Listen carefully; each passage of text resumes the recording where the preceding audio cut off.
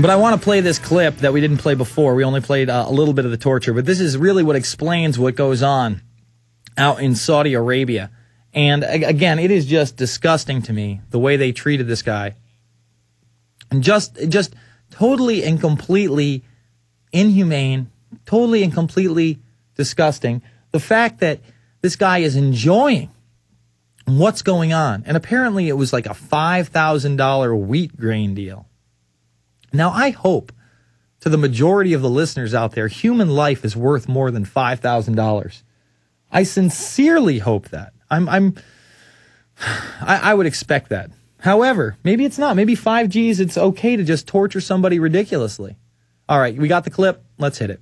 The videos produced by the UAE Tourism Authority tell of a simple desert people who have turned their oil-rich country into a bustling center of commerce, all ruled by a benevolent royal family.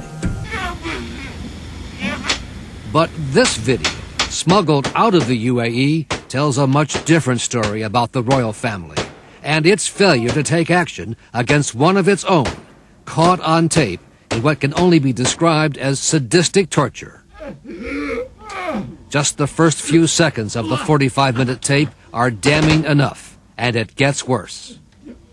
With the help of a man in a police uniform, the victim has his legs tied and then is forced to the ground, held down by the officer, as sand is shoved into the victim's mouth by what the UAE government now acknowledges to ABC News is one of the country's 22 royal sheikhs. Sheikh Isa, the brother of the crown prince, punishing a grain dealer he thought had cheated him. "You donkey, you dog," the sheikh screams. That's the sheikh. Right there. No doubt about it. No doubt. Houston businessman Bassam Nablusi smuggled the graphic scenes out of the country. Really, to make my case that this man is capable of doing what I say he can do, that's the proof.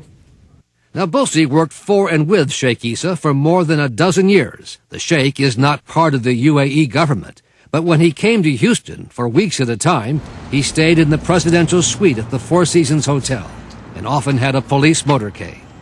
Nablusi says he and Sheikh Isa were business associates until a falling out that has led to a lawsuit and now the public release of the torture tapes. It's like you flipped a switch and the man took a wrong turn in his life and started getting violent. Nablusi says the torture took place at Sheikh Isa's royal ranch on the outskirts of Abu Dhabi. And he says the sheikh ordered Nablusi's brother to record the sessions so the sheikh could watch them later. At one point, the sheikh instructs the cameraman, get closer, let his suffering show." After using a cattle prod on his victim, there's this gruesome scene. The sheikh points to a board with a nail protruding and then begins to beat him again and again. "Where's the salt?" asks the sheikh.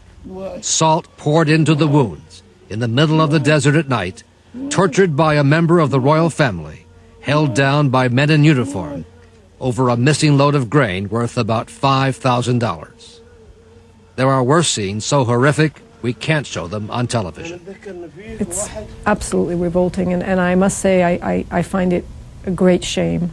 Sarah Lee Whitson of Human Rights Watch says she has never seen such a graphic tape with the torturer flaunting his axe. Oh, my God. And most troubling, she says, the role of uniformed officers in carrying out the torture session. They're acting under the color of law, and they represent the government. If the government does not investigate and prosecute these officers and those commanding these officers to go along with what we've just seen, then it is the state that is torturing them. But in a statement to ABC News, the UAE Minister of Interior, Sheikh Isa's brother, says a government review concluded that all rules, policies, and procedures were followed correctly by the police department. If this is their complete reply, then sadly it's a scam and it's a sham, and it should be called that. Sheikh Isa's one-time business associate, Nablusi, now back in Houston, says he too was tortured by the police after his falling out with Isa and his refusal to turn over the torture tapes he had been keeping for the sheikh.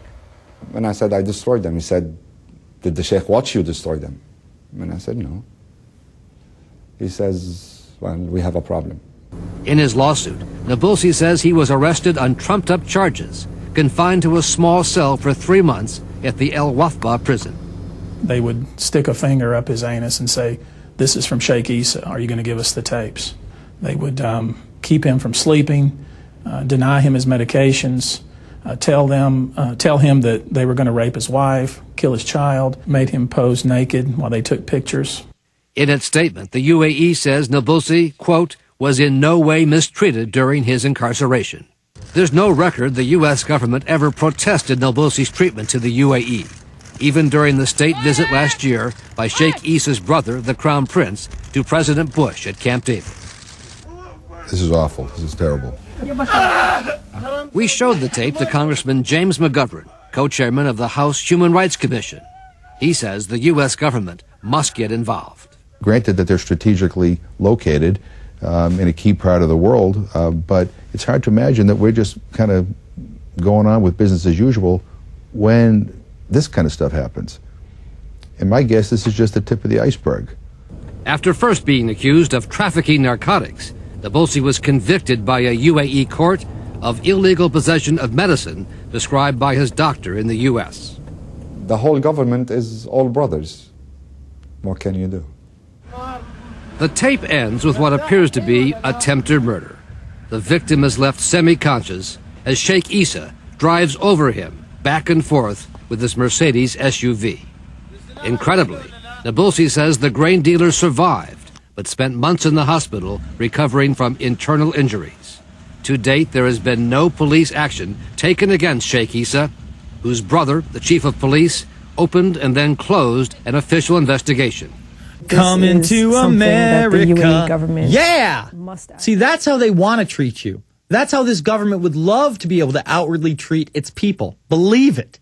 And no one's going to get in trouble with this. We're not going to stop relations with Saudi Arabia because of this. Folks, if you saw this on Prison, hopefully it was enough for the radio listeners out there to understand how gruesome and disgusting this was. But if you saw it on PrisonPlanet.tv, is that the type of country you want to live under? Is that the kind of rule that you want?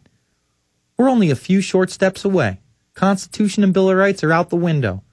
Some of this stuff does happen in the United States. They're just not dumb enough to tape it. Or not dumb enough to release it after it's been taped.